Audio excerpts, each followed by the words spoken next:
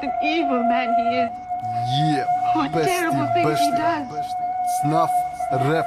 I could not, dare not try to live on my own.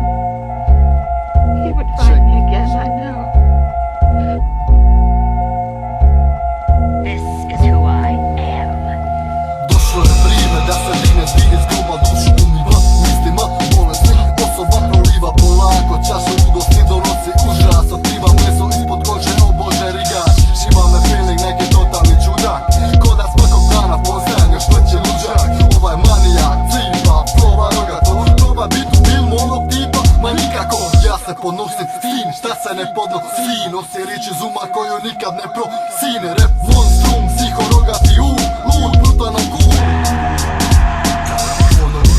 Ja pronalazim dom u hororu psihe, ja sam lord i to je to, bez jasno nema sad, maj sa mnom pribor opasan, hardcore luđak ko će u povijesti zapisat, riči koje sam napisan nisu samo riči, zato čela se snuju jer to su znak po riči, čovjek će probani priči, više sebi ne ličim, od kad bićim, čirdi mozak mora ići što prije van, na stran svijet ne bija klak, sve stran s instrumentima za torture, bolešine vire iz moje literature, jebeno strano prokleto džubre.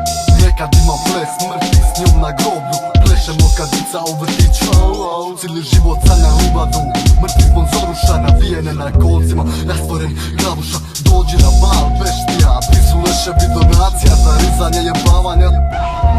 Ja sam vruća, hodajuća sabla životinja, čiji život vodi duru glas, poremećenu psihu, tako shvati, svi smo zvijeri, samo ih trebamo dozvati, svi imamo snove, imam ih ja pun, želim njebat Angelinu, a njen kostur jako cool, ovo je čista mozgopija, od ozgo sivaju munje, jer sam ja tako tija.